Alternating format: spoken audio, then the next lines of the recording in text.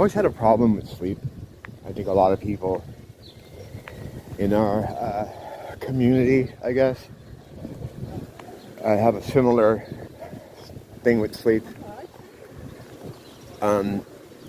Whereas there's not a lot of normal sleep. Normal meaning, you go to bed when the sun's down, wake up when the sun's up, you get 6 to 8 hours or whatever it is. That's never been the way for me, even as a small child. You always think, well, someone has the answer to all this, There's some smart guy somewhere with a lab coat on figuring this type of thing out. And as I've gotten older, or as time's gone on, I realize that's not true. No one's figuring anything out. Especially when you get to like doctors and stuff, or a scientist, or someone that would do a sleep study.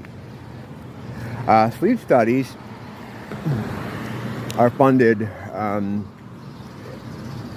in a way that you need to be a professional sort of clinician or sleep study person, a doctor or whatever. You need that piece of paper on the wall. You need to have gone to school, paid the money, which you still might be paying on, to get that piece of paper on the wall. Now, once you have that piece of paper on the wall, you're just a fucking slave. You're just a slave. You have to do and say and toe the line of the gang that you've been jumped into. And the jumping into point, I would argue, would be the peer review, like when you write your paper, like air quotes, where, well, no, you actually do write paper to get your degree, and it has to be peer reviewed, which means it's looked at by other people in the gang, and they just look at it and say, oh yeah, this guy will play ball. And if you don't play ball, if you don't toe the line, if you don't use the accepted parameters, the accepted terminology, you lose that piece of paper. And if you lose that piece of paper, you can't work in your chosen field, and you probably still owe money on that piece of paper. And even if you don't, you can't make money without it. So, you wonder why there's no advancement anywhere. When it comes to sleep, though, especially, it's like, it's something that you do every day. For a good chunk, like a third sometimes. Nobody knows a dick about it. Now, yeah, you could certainly look up a lot of peer-reviewed shit, go to Wikipedia page, and sleep becomes this, and they tell you all, but they don't tell you anything meaningful. They'll tell you the mechanics of it. But no one knows really why we do it. Well, because you get tired. Yeah, no, I think I've already proved that that's not what happens. That's pretty much settled science here on this channel. Basically, what I've always said is that, in a nutshell, the body is capable of making your heart beat indefinitely. And some people will just sit around all day and do nothing. Watch TV. How do you juxtapose a machine that has the kind of ability to keep you running on that level and also gets tired if you're just fucking watching TV all day? Tired from what? You have to go to bed. Well, that's cool looking. It's pretty cool. You have to go to bed because they have to fucking reset the movie screen. What I mean by that is the illusory world that we live in. The veil, the screen projected on the screen, whether it's holographic in nature, there's the liquid crystal stuff. It could go any number of ways, but the point is, I think it needs to be refreshed on a daily basis, or they'd like to do it on a daily basis. I think that is the actual reason for sleep. I keep trying to fucking smoke this cigarette is driving me insane because it's burning. Look at this. What's going on here? Would you be holding that? So I think that's what it... I don't know what it is, but I know what it isn't. You know? It's not because we're tired. This is the only time I can really come up the beach. Because it gets too crowded. There gets too many people here. And it's hard to move around. And, I'll just be filming and just trying to get the scenery and stuff. But narcissism in people looms so large that everyone just thinks, why are you taking a picture of me? It's like, fuck you. I don't care about you. I'm not taking a picture of you. But how do you have someone that has that kind of mind, how do you have a conversation like that with them? But I do my best to not film people. Like, you see what I do here. I move around a lot. I always swing in this thing. Now up here, during the day, it's impossible to do that. So I can't really, I can't really do that up here. So this is the best time to come. But anyway, yeah, the idea that,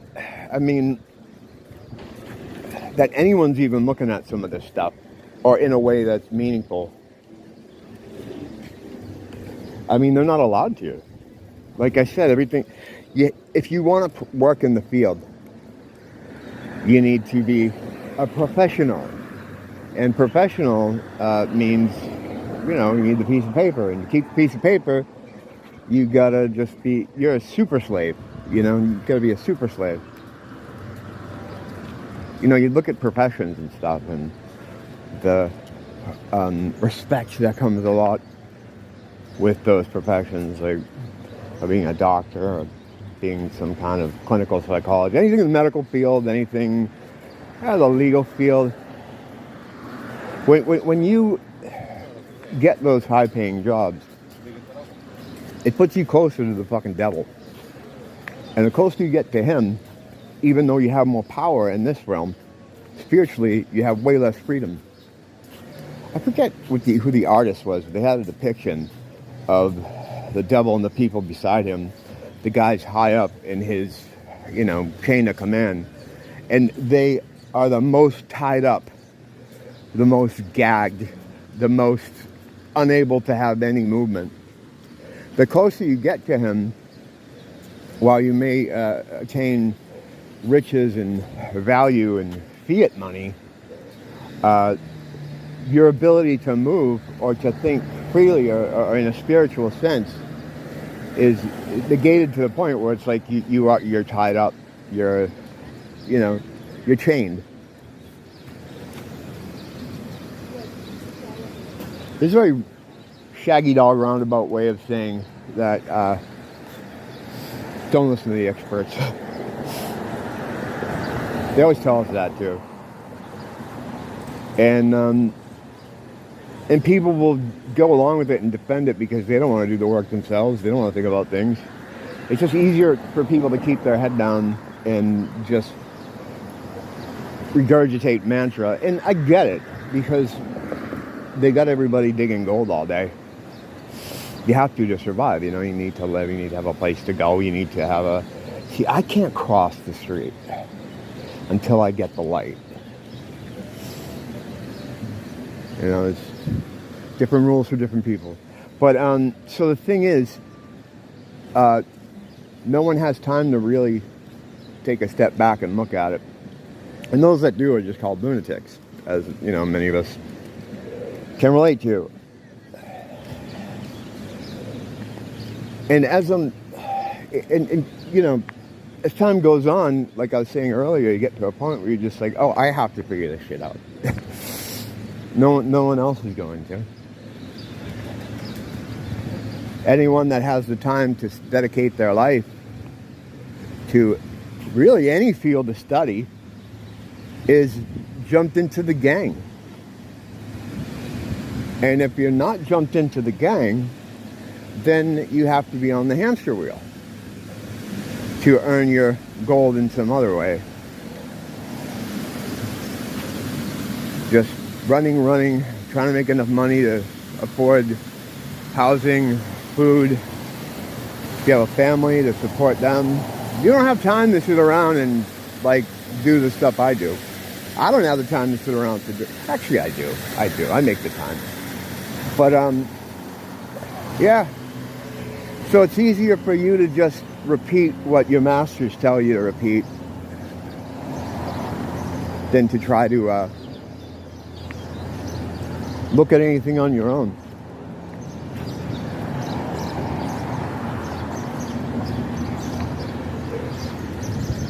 A lot of cool statues here, but yeah. So the sleep thing lately, it's like when I first moved here, like I guess 8 years or so ago, I got into this rhythm of staying awake 2 days and then sleeping on the third day for like 16 hours. And that was okay for a while, but it didn't last. Any kind of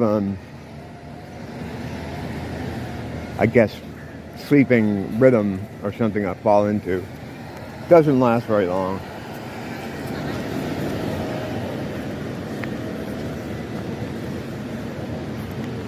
And lately,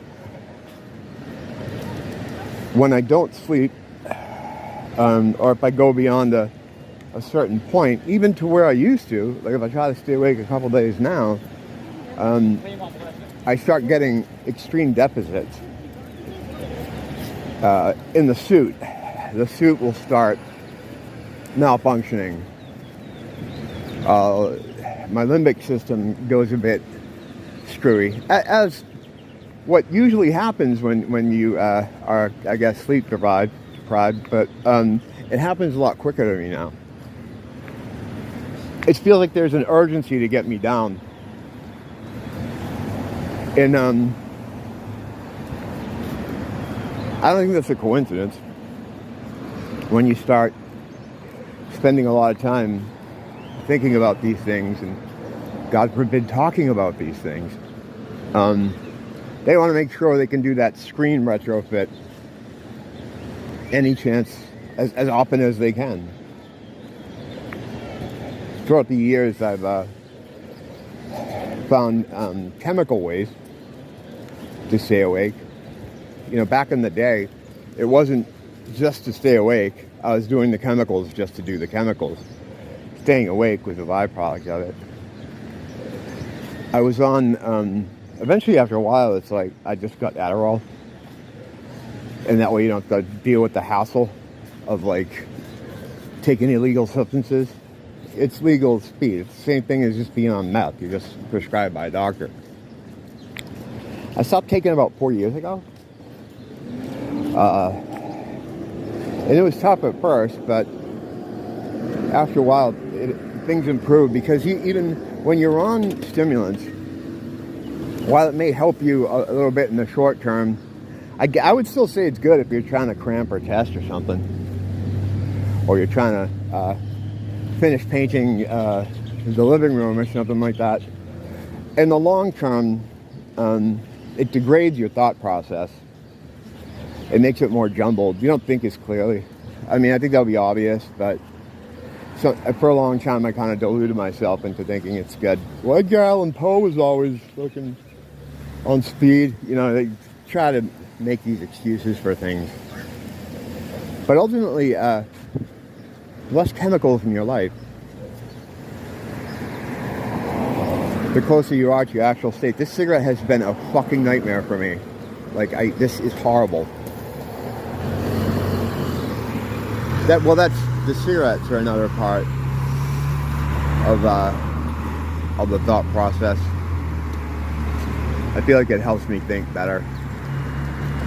It could be a cope, but I don't know. It feels like it does. Well, that's a lot of jumbled nonsense. I just kind of wanted to get the beach because I don't get it too often. So there you go. Don't blame teacher, blame the school.